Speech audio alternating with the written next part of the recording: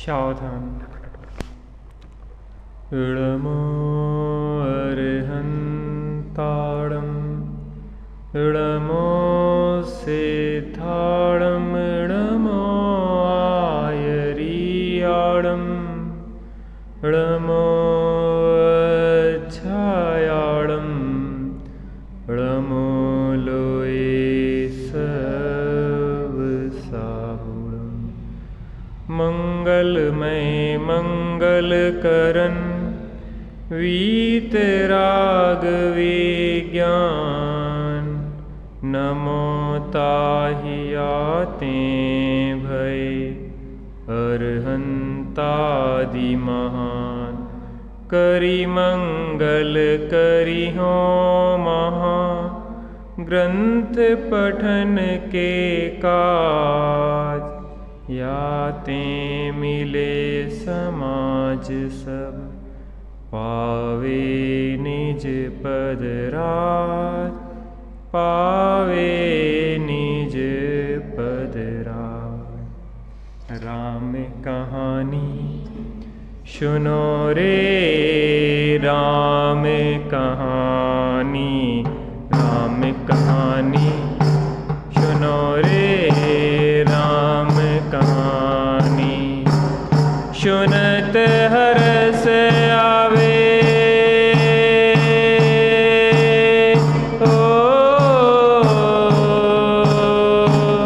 सुनत हरस आवे बीरा की वाणी।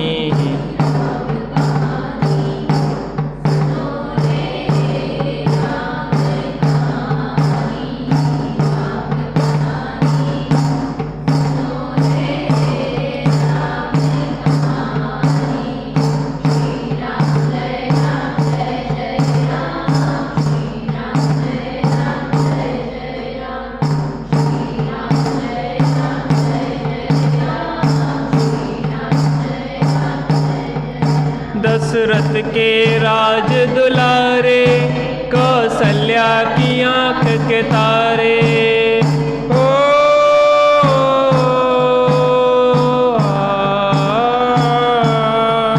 दशरथ के राज दुलारे कौशल्या की आंख के तारे। वे सूर्य वंश के सूरज वे रघुकुल के उजियारे। रवि सेन गुरुवर बोले ओ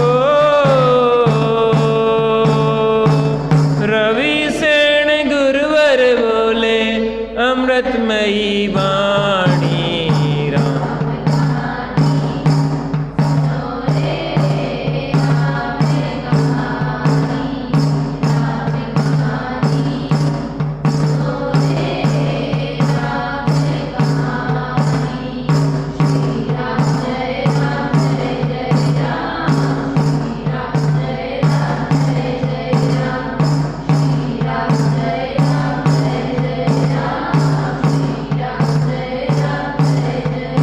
वज्रवर्त धनुष गह करके रघुलाए सीता के ओ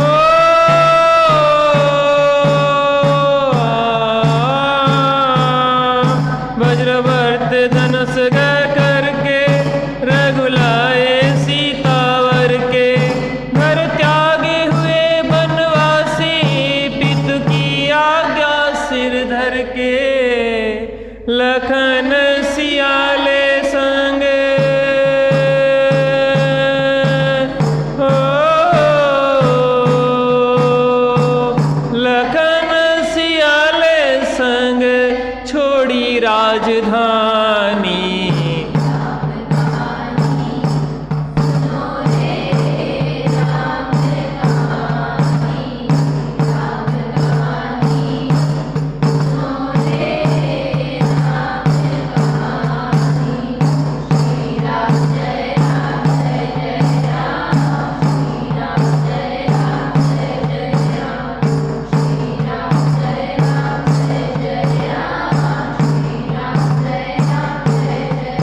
सिंहनाद दशानन करके ले आया सीता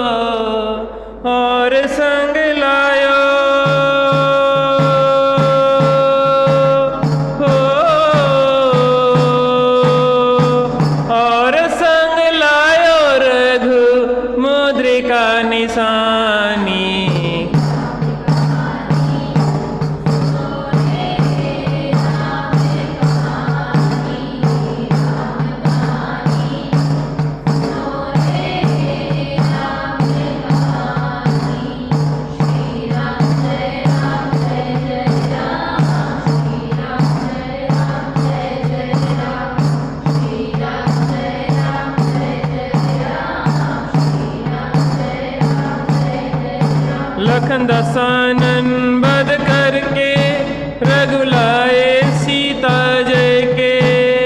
हो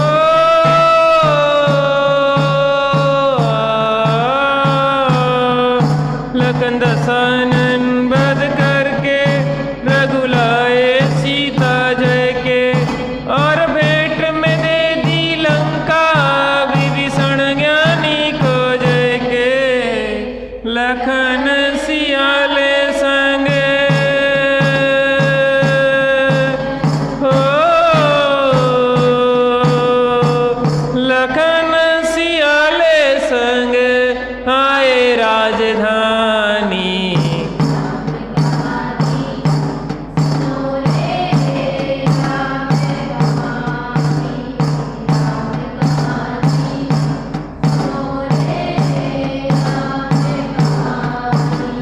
सुनत हरस आवे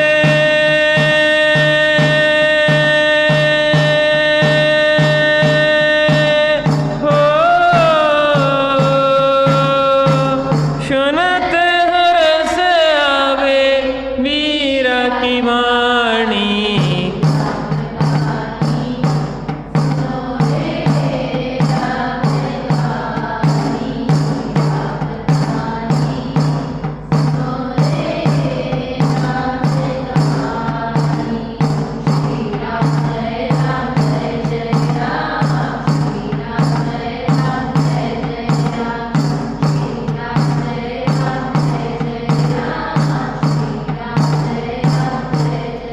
बोलो वीतराग श्री रामचंद्र की।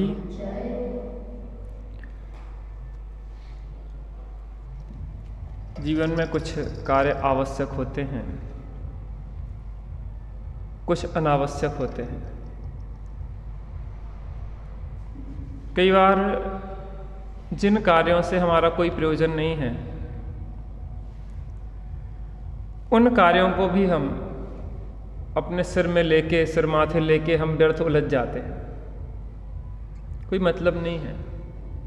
जैसे कहें कि लोक में अनर्थ दंड, किसी का मकान बन रहा है, ऐसा बना लो, ऐसा कर लो, ये कर लो, वो कर लो, ये व्यापार धंधा कर लो, बिटिया के विवाह ऐसे कर लो, यहाँ कर लो। क्यों? क्योंकि कृत कार्य तन्मोदना का बराबर फल मिलता है। ये अच्छा है कि अपन प्रशस्त कार्यों की अनुमोदना करें। जिन मंदिर का निर्माण हो रहा हो तो अपन अनुमोदना करें कि बहुत अच्छा है, बहुत सारे लोग लाभ लेंगे।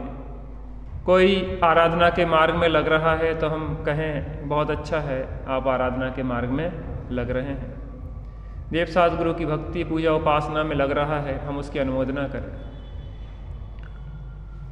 लेकिन पाप कार्यों की अनुमोदना हमें लौकिक दृष्टि से भी कुछ तो देती नहीं है,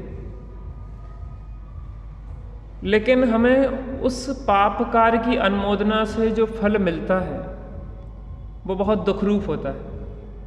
कोई हिंसा कर रहा है और हम हिंसा की अनुमोदना करें तो क्या होगा? उसका तत्संबंधी कर्म हमें भी बंधेंगे और उससे हमें भी जो पाप कर्म बंधेंगे उनका फल भोगना पड़ेगा। आपने सुना होगा जो इस मध्यलोक में असंख्यात द्वीप समुद्र हैं, इसको त्रियग लोक कहते हैं। ये तिरछा बसा हुआ है, ऐसे तिरछा माने ऐसे फैला हुआ है। देखो, स्वर्ग ऊपर ऊपर है, नरक नीचे नीचे है। ऊर्ध्वलोक ऊपर ऊपर होने से ऊर्ध्वलोक, नीचे नीचे होने से अधोलोक, और इसको कह लेते हैं मध्यलोक। बीच में है तो मध्यलोक कहते हैं, और तिरछा बसा हुआ है तो त्रियग लोक भी कहते हैं इसको। त्रियग माने तिरछा, तिरछा बसा हुआ त्रियग लोक। तो इस असंख्यात द्वीप समुद्रों में अंतिम जो द्वीप समुद्र है वह स्वयंभू लवण द्वीप और स्वयं लवण समुद्र है। उसमें एक महामत्स्य होता है, 1000 योजन लंबा, 500 योजन चौड़ा और 250 योजन मोटा। कितना होता है?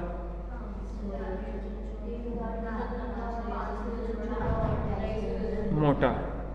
कौन होता है? महामत्स्य होता है। उस महामत्स्य के कान में एक होता है तंदुल मच्छ। कौन होता है? तंदुल का मतलब होता है चावल, उस महामत्स्य के आकार के सामने वह चावल जितने आकार का होता है और उसके कान में रहता है और कान के मेल को खाता है और उसी से जिंदा रहता है। महामत्स्य की विशेषता यह होती है कि वह 6 महीने सोता है और 6 महीने जागता है। तो वो क्या करता है कि महामत्स्य मुंह खोल के सोता। कई लोगों को मुंह खोल के सोने की आदत है, आप लोग तो नहीं सोते, मुंह खोल के सोते रहते। तो अब मच्छर घुस रहे हैं, मक्खी घुस रहे हैं, कीड़ा घुस रहे हैं, कुछ पता नहीं है, बेहोश जैसी हालत है। तो वो क्या मुंह खोल के सोता। मुंह खोल के सोता तो क्या होता, समुद्र में है तो मछलियां अंदर जाती हैं, निकल के आ जाती हैं, जाती हैं, क्योंकि वो सो रहा है, खाने का तो कोई सवाल अभी है नहीं। तो तंदुल मच्छ जो कान के में बैठा रहता, वो जो सोचता रहता कि मैं होता तो एक को नहीं छोड़ता, मैं होता तो एक को नहीं छोड़ता, मैं होता तो एक को नहीं छोड़ता। ये मूर्ख, एक ऐसा मूर्ख है कि इसके मुंह में मछली जा रही तो थोड़ा मुंह ही तो बंद करना है, सब अंदर। वो महामत्स्य तो जगता है तो खाता भी है वो तो, लेकिन जो तंदुल मत्स्य है जो तो खाता भी नहीं है, और दोनों साथ में नरक जाते हैं। क्यों जाते हैं? अपन क्या करते रहते, क्या करते रहते। एक जन का हमारे पास फोन आया, यार कोई लड़का देखो, हमें बिटिया का विवाह करना है। गजब हो गया, ब्रह्मचारियों के पास भी लोग फोन करते हैं कि बिटिया का विवाह करना है। कि ये कहते कि हमें आराधना के मार्ग में बिटिया को लगना है, तो हम समझते भी कि भैया ठीक है, अच्छा है, हम उसको मार्गदर्शन दिलवा देंगे। लेकिन तुम क्योंकि विवाह करना है, अपन को ऐसे कार्यों की अनुमोदना भी नहीं करना चाहिए। व्यर्थ के प्रपंचों में अनर्थ दंड होते ना, अनर्थ दंड कौन कौन से? हिंसा दान, अपध्यान, दुष्श्रुति, प्रमादचर्या,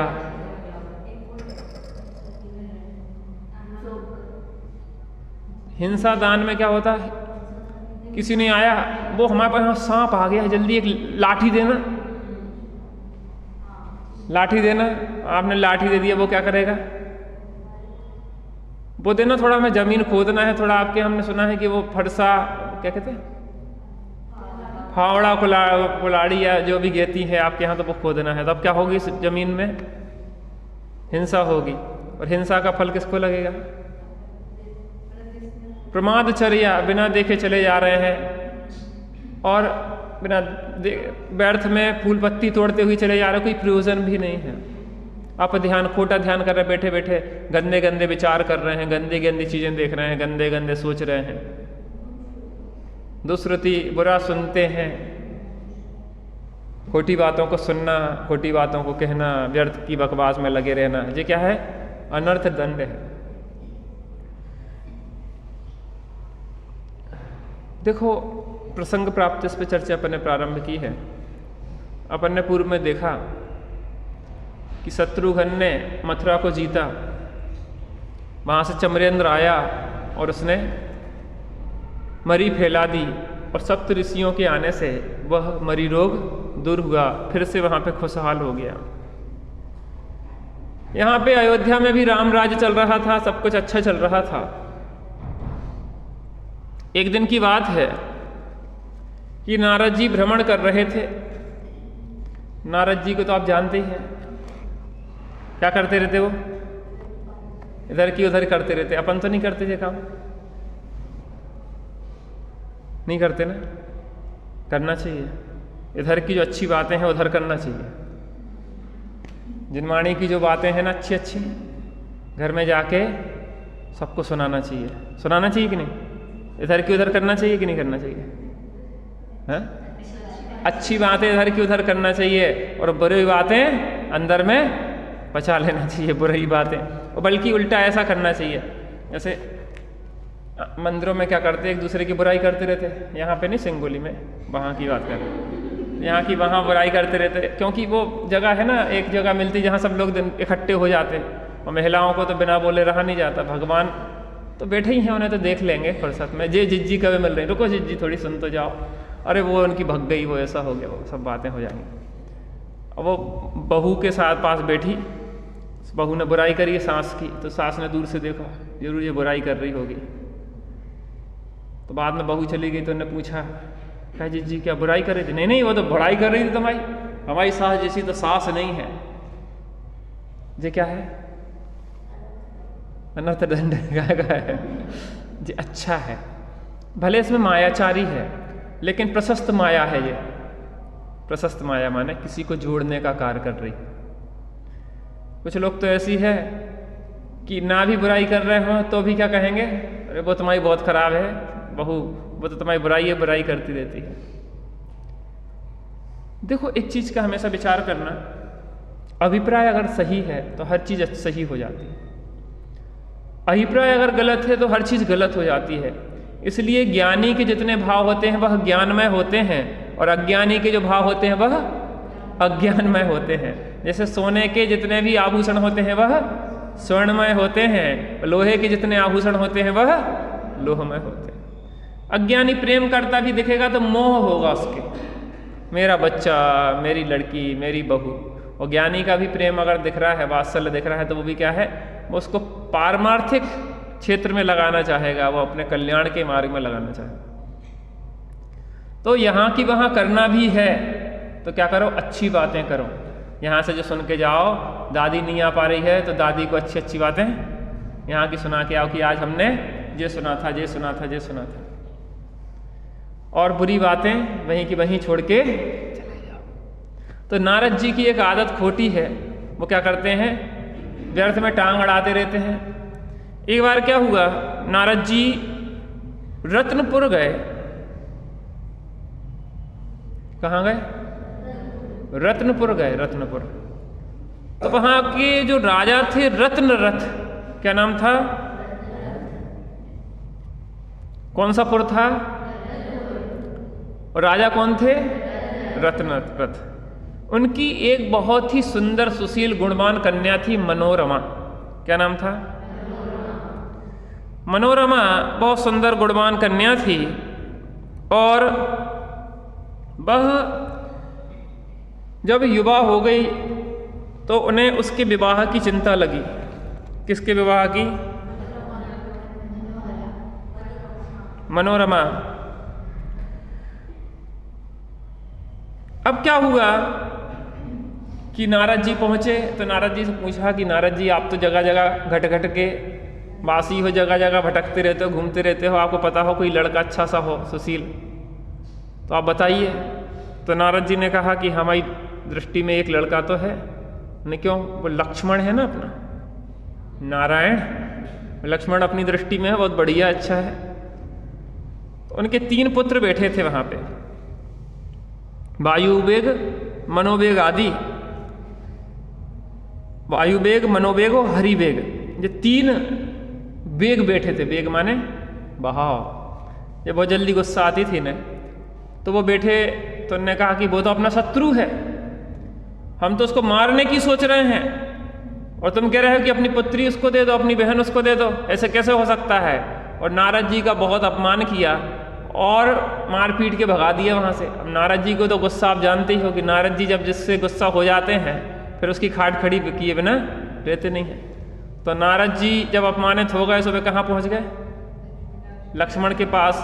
मनोरमा का एक अच्छा सुंदर सा चित्र बनाया, इनका काम यही है। पहले भी बनवाया था इनने, किसका? सीता का बनवाया था। ऐसे कृष्ण के प्रसंग में भी हुआ था। तो इनका काम यही रहता है, खुद ने विवाह नहीं करे लेकिन विवाह करवाने में उलझे रहते हैं। तो इनने बढ़िया सुंदर सा चित्र बनवाया। सुंदर क्या को, मनोरमा तो सुंदर थी, उसका चित्र बनवाया। देखो आजकल की क्या है फोटोग्राफरों की, कि कई बार इतनी उसकी सफाई कर देते हैं कि वो बाद में खुद ही देखना चाहे कि ये फोटो हमारी ही है क्या, हमारी ही फोटो है क्या। जैसे आजकल वो ब्यूटी पार्लर वाले शादी में नहीं कर देते बिल्कुल लीपा पोती, पहचान में नहीं आती कि ये वो ही है क्या, ये क्या हो गया। ये तो ऐसा लगने लगा जैसे कि भूत बन के आ गया हो कोई, बिल्कुल ऐसा, बिल्कुल पोत पात देते डिस्टेम्पर जैसा। माने वो नेचुरल जो चीज़ है वो बिल्कुल ख़त्म हो जाती है और वो व्यक्ति आदमी नहीं पहचान पाते कि ये कौन है आखिर, दूसरी तो नहीं है। तो वो इतना नाटकीयता भरा आजकल जीवन हो जाता है। तो एक फोटोग्राफर था, फोटोग्राफर, तो एक गांव का आदमी उसके यहाँ फ़ोटो खिंचवाने गया। तो फोटोग्राफर से उसने कहा कि फ़ोटो खींच दो। कहने लगा कौन सी फ़ोटो, 10 रुपये वाली, 20 रुपये वाली कि 50 रुपये वाली? फ़ोटो भी 3 प्रकार की खींचती है। कहने हाँ, आप जैसे लगते हैं वो फ़ोटो है 20 रुपये की। कितने की? कितने वाली बताई हमने? 3 प्रकार, 10 वाली। हाँ, जैसे आप लगते हैं वो फ़ोटो 10 रुपये की। जैसे आप होना चाहते हैं वैसी 20 रुपये की, और जैसे आप लोगों को दिखना चाहते हैं वैसी 50 रुपये की। हम किसके लिए कर रहे हैं? लोगों को दिखना चाहिए अच्छा। तो मनोरमा की जैसी की तैसी ही बनवाई उनने, ज़्यादा उसमें कोई डेंटिंग पेंटिंग नहीं करवाई। तो क्या हुआ कि फोटो बनवाई सुंदर सा चित्रपट, और ले जाके किसके पास दिखा दिया? लक्ष्मण ने जैसे ही देखा तो क्या हो गया? क्या हो गया? मोहित हो जाते जल्दी से। एक बड़ी समस्या ये भी है, मोहित हो गए। ये कौन है कन्या? ये कहीं स्वर्ग की अप्सरा की फोटो ले आए हो क्या? नहीं महाराज, ये कहाँ की है? रत्नपुर के राजा रत्न रथ की पुत्री मनोरमा है। कहले मुझे तो इससे विवाह करना है। कहले भाई साहब, आपके चक्कर में बड़ी डांट और मारपीट खा के आए हैं, हमारी तो बड़ी दुर्दशा होगी। कहले किसने आपका अपमान किया है? मैं उसको भी जिंदा नहीं छोड़ूंगा। कहले वही रत्न रथ के जो पुत्र थे, क्या नाम था उनका? मनोवेग आदि, हरिवेग आदि जो थे, उनने मुझे बहुत दुर्दशा की है। आपका नाम मैंने लिया वहां जाके कि वो लक्ष्मण से विवाह कर दो। कहले वो तो मेरा शत्रु, मैं तो उसको मारने की सोच रहा हूं। कहले अच्छा, उसकी इतनी हिम्मत? मैं अभी समूल नाश कर दूंगा उसका। लक्ष्मण को गुस्सा आ गई, वे जानती थी लक्ष्मण गुस्से है, तो अभी सब बदला चुक जाएगा। अब क्या हुआ कि लक्ष्मण ने विराधित के पास संदेश भेजा। किसके पास? विराधित कौन है? जिसको जिताया था कि लक्ष्मण को जिसने जिताया था? कब जिताया था? रावण से नहीं। कौन था?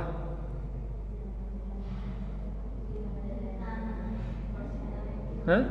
रावण का खरदूषण जमाई, चंद्रनखा का पति, और पुत्र कौन था चंद्रनखा का? खरदूषण ही तो कह रहे। खरदूषण को से जब युद्ध हो रहा था ना, अकेले लक्ष्मण लड़ रहे थे, तब विराधित आया था, क्योंकि खरदूषण ने इसके पिता को हटा के पाताल लंका पे अपना राज्य जमा लिया। और इसने क्या सोचा कि लक्ष्मण बलशाली हैं, इसके साथ अपन हो जाएंगे तो अपन को अपना राज्य मिल जाएगा। और ये आके खरदूषण की ने लक्ष्मण की मदद की और खरदूषण को मार के राज्य लिया। और लक्ष्मण ने विराधित को पाताल लंका का राज्य दे दिया था। तो अब लक्ष्मण ने किसको संदेश भेजा? विराधित के पास कि देखो, अपन को युद्ध के लिए चलना है, जितने विद्याधर राजा हैं सबको संदेशा भेज दो। क्या कर दो? संदेशा भेज दो। और अपन अभी देखते हैं, रत्नपुर के राजा रतनपुर के ऊपर आक्रमण करने चलना है। विराधित आ गया, सभी राजाओं को इकट्ठा कर लिया और किन पे चढ़ाई कर दी? रत्नपुर पे चढ़ाई कर दी।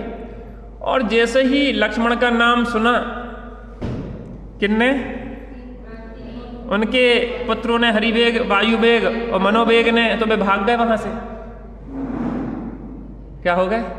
भाग गए वहां से। और वहां पे जाके जो राजा थे, क्या नाम था उनका? रत्नपुर, रत्नरथ।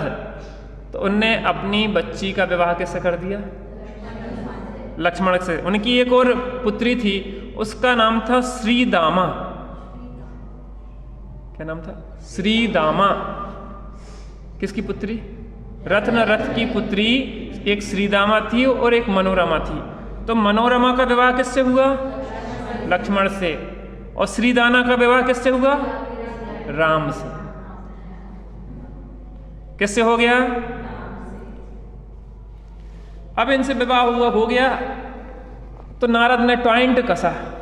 अपन टॉइंट नहीं कसते। अब आ गया ऊंट पहाड़ के नीचे, अक्कल ठिकाने लग गई। हमारा अपमान किया था, उनके वो 3 पुत्र भी आ गए, उनको भी समझाया कि आज से ध्यान रखना। तो वहां पे रत्न ने कहा कि देखो महाराज, आपकी कृपा से बहुत अच्छा हुआ, जो होता है वो अच्छे के लिए होता है। कहने लगे क्यों? क्योंकि अगर आपको नाराजगी ना होती तो हमारी पुत्री का विवाह नारायण और बलभद्र से कैसे होता? हम तो सोच भी नहीं सकते थे कि नारायण बलभद्र से हमारी पुत्री का विवाह होगा। तो जो होता है वह अच्छे के लिए होता है। इसलिए चिद्रूप, हर प्रसंग में हम सम्यक सोच, सकारात्मक सोच के द्वारा कैसे प्रसन्न रह सकते हैं, हमें यह खोजना चाहिए। तो अब इनका विवाह हो गया और इन लोगों के बीच में आपस में संधि हो गई। इसके बाद क्या हुआ कि लक्ष्मण को अपना राज्य का विस्तार करना था। अभी 3 खंड नहीं जीते थे अभी अब यहाँ से उनने पूरे जीतने के लिए आगे बढ़े। उसके पश्चात लक्ष्मण ने दक्षिण श्रेणी के समस्त विद्याधर जीत लिए। दक्षिण में जो विद्याधर आदि थे उन सब विद्याधरों को वहां पे जीता। और इस प्रकार से अब लक्ष्मण को संपूर्ण नारायण पद प्राप्त हुआ। अभी नारायण नहीं बने थे, यद्यपि पदवी तो नारायण की थी, लेकिन जब 3 खंड को जीतेंगे तब नारायण बनेंगे। तो नारायण पद प्राप्त हुआ। उसके बाद इन नारायण के क्या क्या थे अपन इसको देखते हैं। उनकी सेना में 42 लाख हाथी थे। चिद्रूप कितने थे? 42 लाख कितने कौन थे? 42 लाख जानते? हाँ, यहाँ नहीं तो कई लोग जानते नहीं, हिंदी में बोलो तो वो कहते अंग्रेजी में बताना क्या है। तो यहाँ तो अच्छा है, अंग्रेजों के जमाने की चिल्लर नहीं है भी। 42 लाख रथ थे। कितने रथ थे? 9 करोड़ घोड़े थे।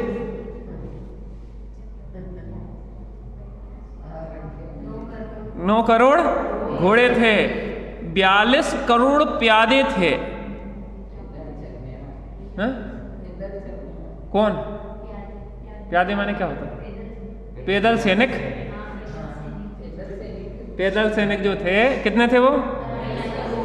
42 करोड़ प्यादे थे। 3 खंड के देव और विद्याधर उनके सेवक थे।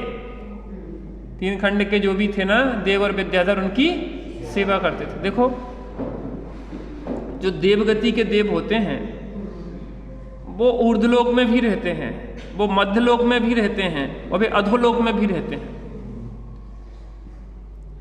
जो चित्रा पृथ्वी होती ना नीचे की, उस चित्रा पृथ्वी के 3 खंड होते हैं। उन 2 खंडों में देव रहते हैं और नीचे के खंड में नारकी रहते हैं। तो वो भवनवासी और व्यंतर जाति के देव वहां पे रहते हैं। और यहाँ पे मध्यलोक में भी जो पर्वत आदि होते ना, नील, रुक्मी, सिकरी आदि, वहां पे भी उनके निवास स्थान होते हैं। उसमें जो सरोवर होते हैं, ह्री, श्री, कीर्ति, लक्ष्मी आदि जो होती ना, जो वो देवियां वहां रहती हैं। उन जो पद्म होते ना, कमलों में उनके निवास स्थान होते हैं। और वहां पे देव भी रहते हैं। उन कमलों में देवों का भी निवास स्थान होता है।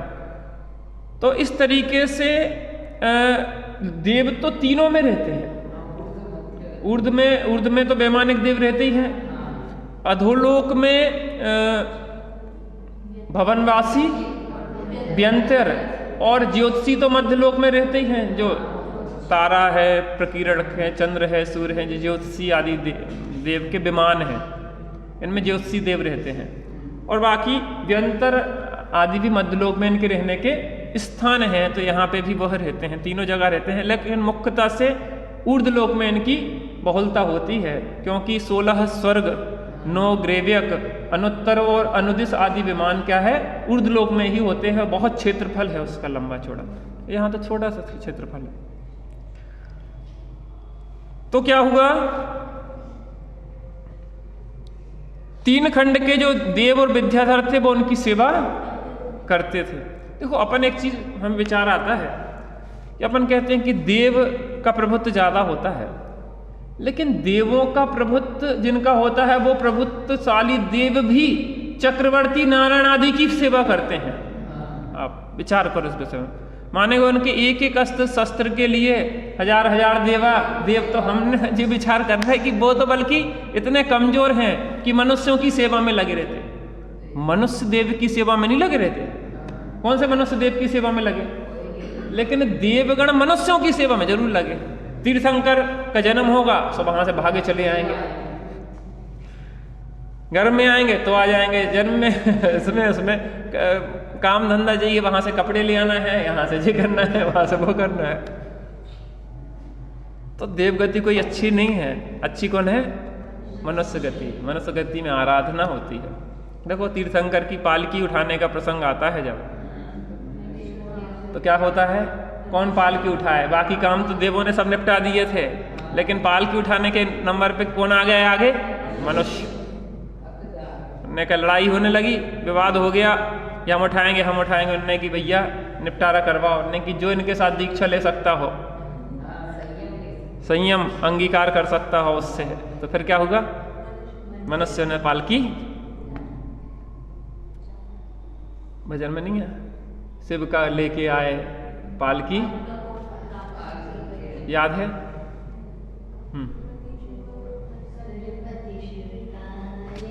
आए पालकी में प्रभु को बिठाए, से लॉन्च की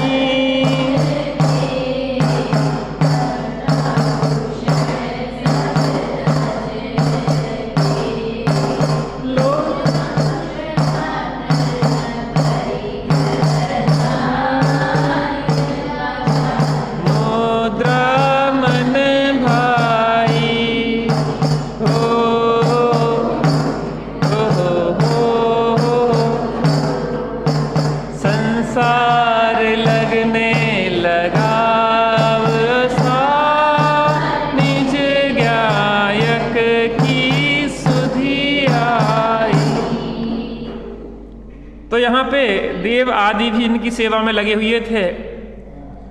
सूर्य से भी अधिक तेजस्वी 16,000 मुकुटबद्ध राजा उनके अधीन थे। चक्रवर्ती के कितने होते, 32,000, और इनके कितने थे, 16,000, क्योंकि ये अर्धचक्री थे। उनके घर अद्भुत रत्नों से बने हुए थे।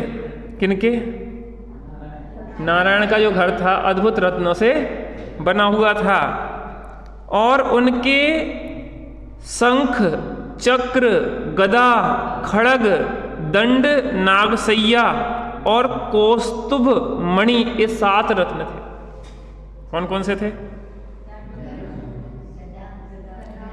शंख, चक्र, गदा, खड़ग, दंड, नागसैया और कौस्तुभ मणि, ये 7 रत्न थे। और 16,000 रानियां थीं। इसमें थोड़ा गड़बड़ है हिसाब, चक्रवर्ती की 96,000 होती और इनकी 16,000। अर्धचक्री की कितनी होना चाहिए थी, 48,000 होना चाहिए, लेकिन हिसाब कुछ गड़बड़ हो गया। बाकी तो आधे आधे बंटवारे हो गए, लेकिन अच्छा होगा। तो 96,000 से परेशान थे, तो उन्होंने कहा कम रहने तो ठीक है, तो नहीं ज्ञानी कहीं परेशान नहीं होते। वैसे तो ज्ञानी जो विवेकी है, सम्यक दृष्टि है, ये जानते हैं कि सब पुण्य की विभूतियां हैं, इसमें अपना किंचित मात्र भी नहीं है। उन्हें तो अपनी चैतन्य की विभूति ही अपनी दिखती है। बताते हैं भरत चक्रवर्ती जब सामायिक करते थे तो उनके हाथ बिल्कुल ऐसे मग्न हो जाते थे कि उनके हाथों में, उंगलियों में जो अंगूठियां होती थी वो सरक सरक के गिरने लग जाती थी। खन्न खन्न खन्न खन्न रत्नों की अंगूठियां ऐसे सरक जाती थी, इतने मग्न हो जाते थे। अष्टमी चतुर्दशी आदि के पर्वों के दिनों में ऐसे श्वेत वस्त्र पहन के ऐसे विराजते थे, चारों ओर उनकी रानियां बैठी हैं, ऐसा लगता था कि कोई साधकों का एक समूह है। ऐसी अंदर की विरक्तता रहती थी। जब 6 खंड को जीतने के लिए जा रहे थे और समुद्र के किनारे बैठे ऐसे आराधना में खो गए कि भूल ही गए कि हम की 6 खंड को जीतने जा रहे हैं। तब सेनापति ने कहा कि महाराज अपन युद्ध लड़ने आए, यहाँ पे ध्यान लगाने नहीं आए। तो उन्होंने कहा देखो वो मेरी मजबूरी है, ये मेरा आनंद है, निजी काम है, इसमें कोई इंटरफियर नहीं होगा। वो राजा, उसे लड़ना है कि वो अपने आप यहाँ भागा आएगा, और यहाँ से चक्रवर्ती ने तीर चलाया और वहाँ जाके पत्र गिरा कि अभी आ जाओ नहीं तो तुम्हारी जान। वो तत्काल आगे हाथ जोड़ के कि महाराज क्षमा करो। ऐसे लड़ना थोड़ी ना पड़ता, वो तो उनका पुण्य का प्रताप ऐसा होता कि अपने आप सब शामिल होते जाते। तो पुरानी पद्धतियां ये होती थी कि अपनी पुत्रियों की, अपनी बहनों की विवाह कर करके वो एक प्रकार से एक सम्मान करते थे महाराजाओं का। तो इसलिए 96,000 ऐसे विवाह हो जाते, 32,000 मिलेच्छ खंड की कन्याएं होती हैं, इस तरह की वो सब उनकी होती है, नियोग होते हैं। ऐसे भुगत मानी होती है, क्या कहते हैं, भुगतते हैं, वो क्या करें, मजबूरियां हैं, भुगतना पड़ता है उन्हें। तो आराधक जो होते हैं वो हर जगह आराधना करते हैं, और हमारे पास तो कुछ भी ना हो तो भी लालसा बनी रहे, कोई लूली, कोई लंगड़ी, कोई अंधी, कोई बेरी, कैसी हो है? बस हो जाए शादी। आजकल तो ऐसे कलेवा लेके घूमते रहते लोग, किसी प्रकार से हो जाए, होने के पहले भी दुखी हो, होने के बाद भी महादुखी। अब क्या हुआ, 16,000 रानियां थी उनकी, जिनमें 8 पट रानी थी। पट माने होता है मुख्य रानियां। उनका नाम था विसल्या। विसल्या कौन है जी?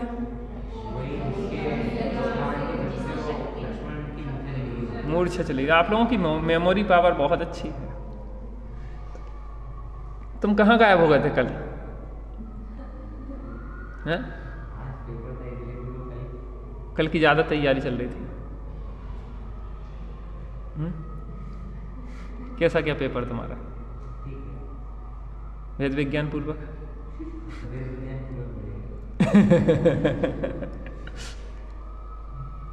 पास हो गए तो अच्छा, और फेल हो गए तो और अच्छा, झंझटों से बचे। विवाह हो जाए तो अच्छा, विवाह ना हो तो और अच्छा। यानी कि अपन विचार करते हैं कि सब व्यवस्थित है। लक्ष्मण के इतने विवाह होना, राम का ऐसा होना, ये होना, वो होना, अचरज काय का है, सब व्यवस्थाएं सेट हैं। व्यर्थ को बोझा सिर पे लादे रहते हैं। पेपर देने का एक बहुत अच्छा तरीका, पेपर देने के कुछ समय पहले तक पढ़ाई बंद कर दो, 2-4 घंटे पहले बिल्कुल बंद कर दो, और ध्यान लगाओ, शांत होने का अभ्यास करो, शांत होने का अभ्यास करो मात्र। अच्छा पेपर देने का तरीका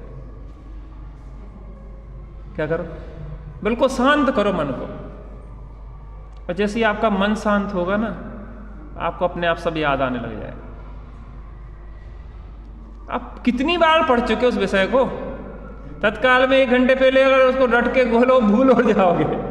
कुछ आप पढ़ चुके हो, थोड़ा मन को शांत करो, चित्त को शांत करो, तो वो सब मेमोरी में भरा है, वो अपने आप आपके आता जाएगा, आता जाएगा, आता जाएगा। हमें आज हम देखते हैं कि बचपन की जो घटनाएं घटी थी वो इतनी स्पष्ट दिखती हैं आज भी हमें कि यार ऐसा हुआ था, ऐसा हुआ था, ऐसा हुआ था। आप शांत करते जाओ अपने को, उतना स्पष्टता, ऐसा लगेगा कि बिल्कुल सामने अभी घट रही हो घटनाएं, ऐसे समझ में आता। बिल्कुल शांत हो जाओ, इस भव की नहीं, पूर्व भवों का भी जो पढ़ा होगा वो याद आ जाएगा, अवधि ज्ञान हो जाएगा, है? पढ़ने की जरूरत ही नहीं पड़ेगी। ठीक है, लौकिक व्यवस्था के आधार पर चलती हैं, वेद विज्ञान करना अपना काम है। उनकी 8 पट रानियां थी, मुख्य रानियां थी विसल्या, रूपमती, बनमाला। जी बनमाला कौन है?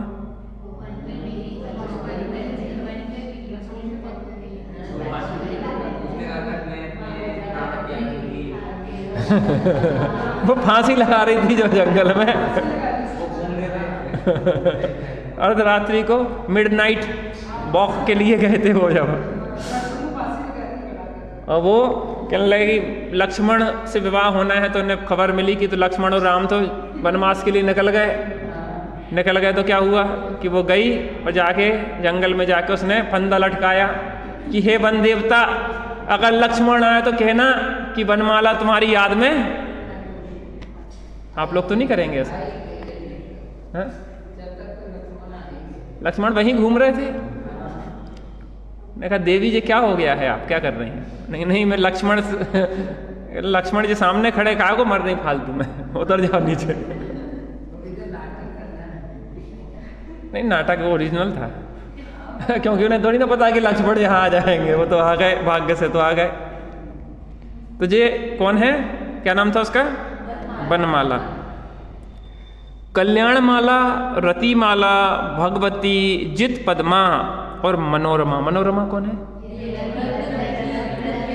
रत्न रथ की पुत्री, अभी जो अभी लेटेस्ट में विवाह हुआ अंतिम, वो है। राम के 4 रत्न थे। कितने थे राम के? और लक्ष्मण के कितने थे? 7।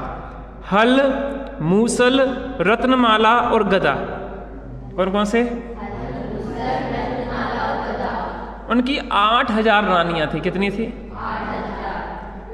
8000 रानियों में 4 रानियां जो थीं वो पटरानी थी, मुख्य रानियां थीं।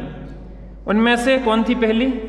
सीता। दूसरी प्रभावती, तीसरी रति प्रभा और चौथी अभी लेटेस्ट वाली श्रीदामा। तुम्हारी मेमोरी अच्छी है, पेपर अच्छा गया होगा तुम्हारा। चिद्रूप की नहीं है, जिसको कुछ पता नहीं, सोरा की जग रहा है, पता ही नहीं पड़ता इसका क्या है, मन में प्रसन्न होता रहता है।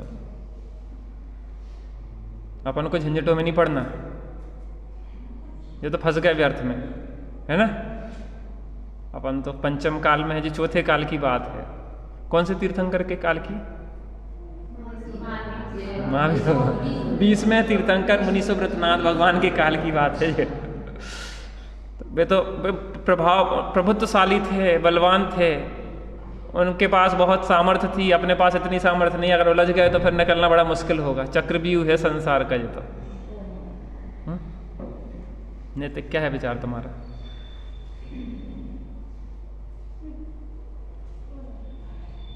ये विचार कुछ भी नहीं है, जो होगा उसको हम जानेंगे और देखेंगे, हैं? क्या करेंगे? अपने हाथ में तो कुछ है नहीं। जो योग्यता है बस हम इतना करेंगे कि हम आराधना करते रहेंगे, हर स्थिति में भेद विज्ञान करेंगे, हम कहीं उलझेंगे नहीं। बाहर में चीज़ें जबरदस्ती कोई पकड़ती नहीं है, हम अंदर में उलझना चाहें तो उलझ जाते हैं। और राम के 4 रत्न थे, उनकी 4 पटरानियां थी। अब आगे क्या होता है इसको अपन देखते हैं। आपके में है?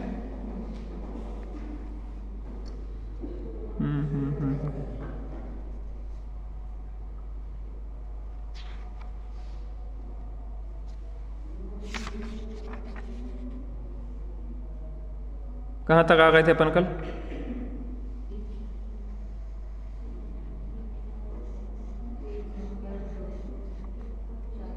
पृष्ठ क्रमांक 240 और छंद क्रमांक 85। वीतरागी देव तुम्हारे जो सच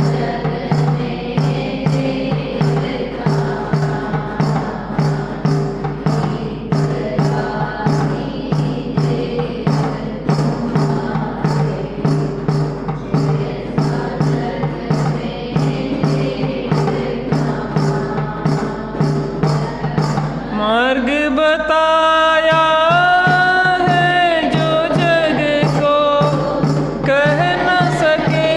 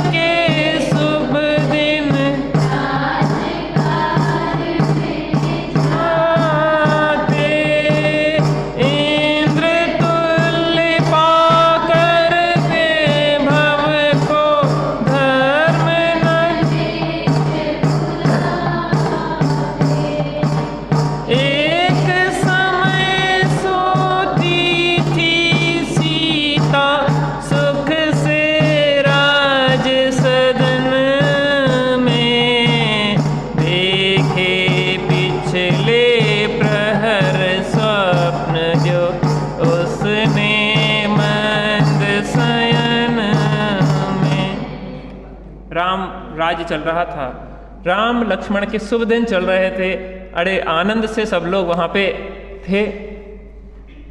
लेकिन एक दिन माता सीता ने अंतिम प्रहर में, रात्रि के या प्रभात काल में स्वप्न देखे। कितने स्वप्न देखे? 2 स्वप्न देखे। और उन 2 स्वप्नों को देखा तो हर्ष और विषाद दोनों एक साथ हुआ। क्या होता है देखते हैं। जागृत हो प्रभात की सारी, देह क्रियाएं करके, लगी पूछने उनका फल वह राम निकट आकर के। आज निशा के समय नाथ जब मैं थी निद्रा सुख में, तो देखे अष्टापद मैंने घुसते अपने मुख में। भैया सीता रामचंद्र जी के पास आई कि स्वामी, रात्रि के अंतिम प्रहर में मैंने 2 स्वप्न देखे। पहला स्वप्न मैंने यह देखा कि 2 अष्टापद हैं और वह मेरे मुख में प्रवेश कर रहे हैं। माता, कहां प्रवेश कर रहे हैं? आपसे पूछ रहा पीछे।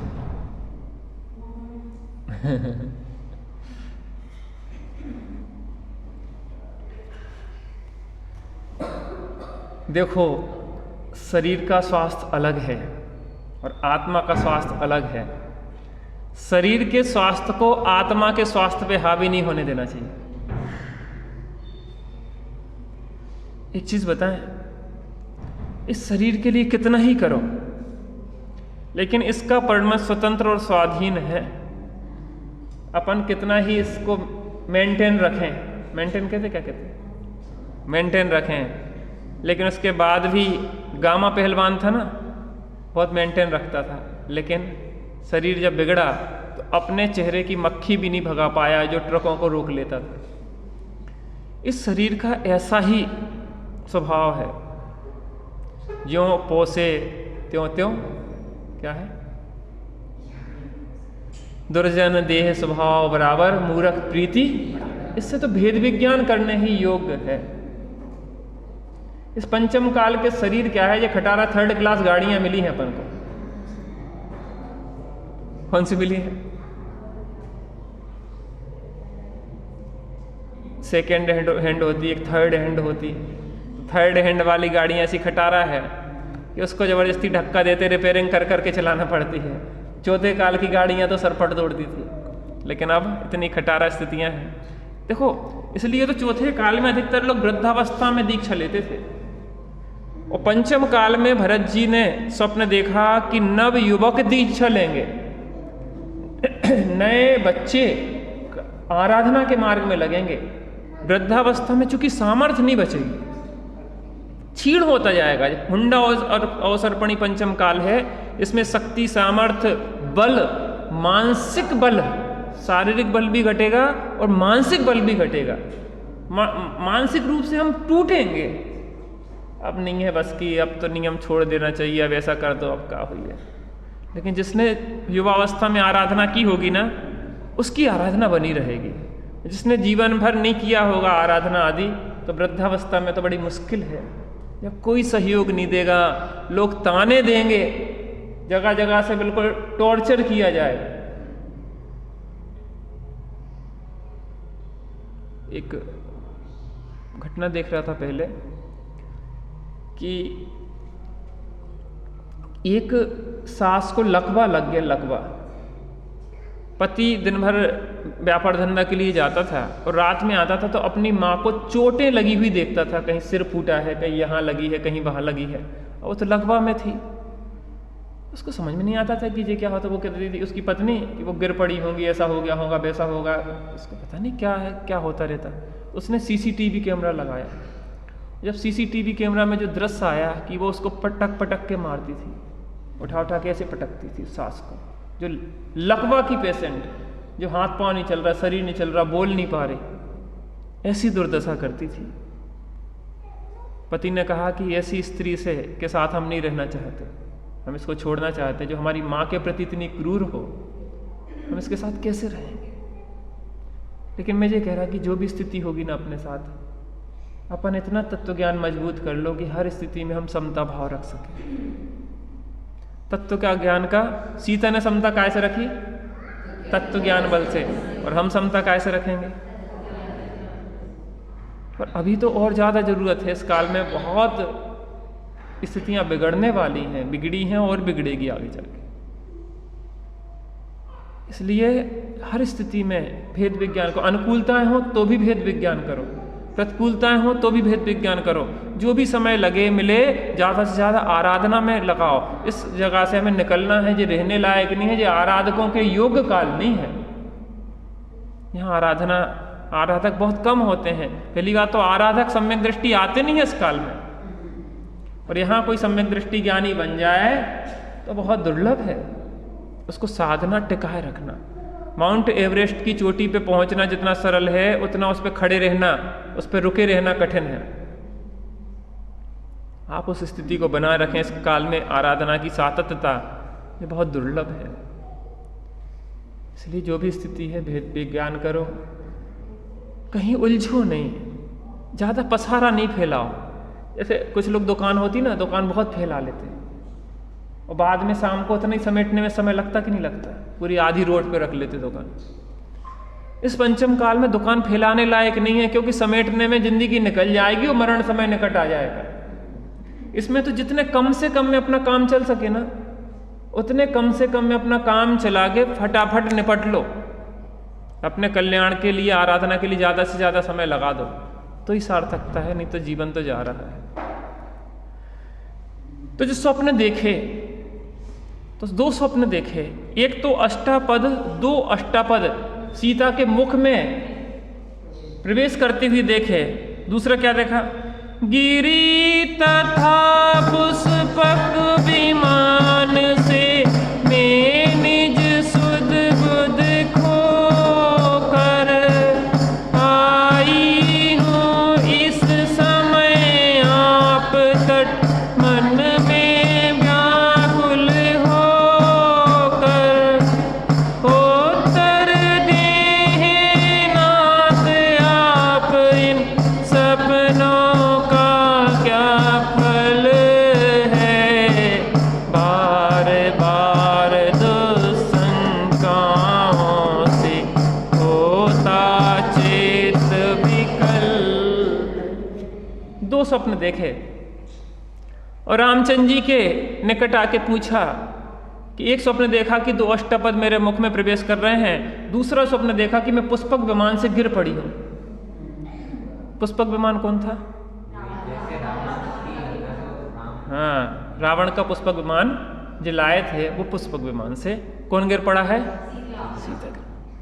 दो अष्टपद प्रगट कह रहे होंगे, दो सुत अनुपम, देखा जो दो स्वप्न बाद में शांत रहो मन में तुम, प्रिय न चिंता करो लेस भी, प्रभु में चित्त लगाओ,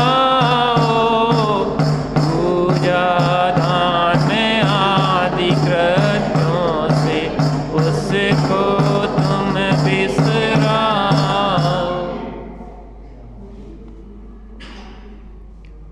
तो पहले स्वप्न का जो फल बताया रामचंद्र जी ने, ये बहुत शुभ स्वप्न देखा तुमने, दो बहुत ही होनहार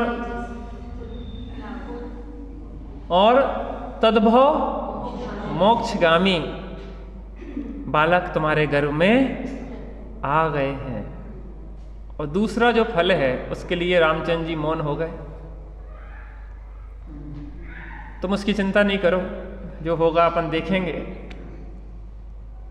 और उसका फल कुछ अच्छा नहीं समझ में आता है और तुम तो भगवान की भक्ति पूजा उपासना में लगो, यही शुभ है अपने लिए। तो उससे क्या होता है, पूर्वकृत कर्मों में उत्कर्षण अपकर्षण संक्रमण आदि हो जाते हैं। इसलिए भगवान की भक्ति पूजा उपासना में लगो, यही उत्तम तुम्हारे लिए है। इस प्रकार से सीता माता भक्ति पूजा उपासना में आदि में लग गई। देखो आप लोग 3-3 4-4 टाइम यहां पे आते हैं, है ना? ऐसा लगता है जैसे समोसरण चल रहा हो। अगर जिस 4 टाइम आप यहां नहीं आएंगे तो क्या करेंगे? घर का माहौल अलग होता है, मंदिर का माहौल अलग होता है। घर में आप चाहोगे भी कि सामाई कर लें तो बच्चा आएगा, वो कान में उंगली डालेगा, दादी दादी दादी। अब क्या करोगे बता? स्वास्थ्य माने आप वहां पे रह के वहां काजल की कोठरी में कैसे हुई सयानो जाए, काजल की एक रेख लागे ही पे लागे। काजल के कमरे में गए हम, वहां पे जाके सोचे कि बिल्कुल साफ कपड़े हमारे साफ आ जाए क्योंकि वो काजल का कमरा है, उसमें जाके कहीं ना कहीं एक ना एक रेख तो लगी जाएगी। होली के हुड़दंग में निकले तो कहीं ना कहीं कोई पुचकारी तो लाएगी। तो भगवान की पूजा उपासना में लगो। मैं आप लोगों से कहता हूँ, आप लोग पूजन करते नहीं दिखते हमें ज़्यादातर।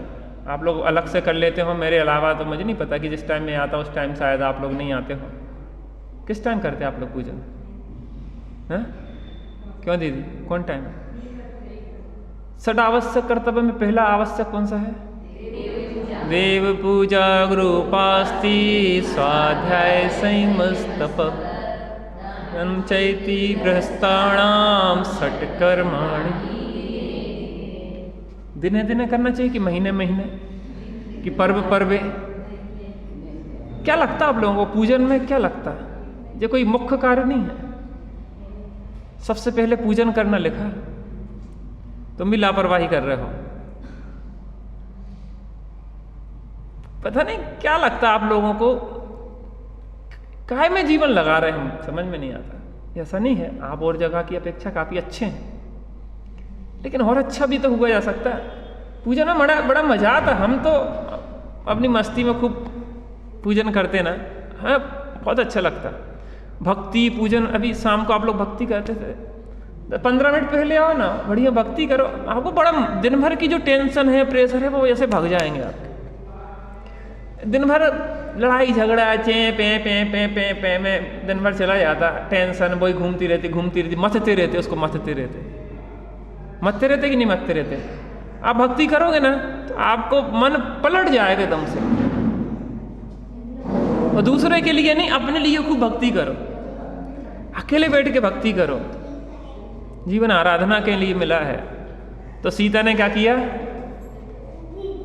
भगवानों की भक्ति पूजा उपासना विधान आदि सब कार्यों में वह लगी। अब आगे क्या होता है उसको अपन देखेंगे क्रमशः। आत्म राम आत्म राम आत्म राम आत्म राम, तू ही है ज्ञाता दृष्टा, तू ही है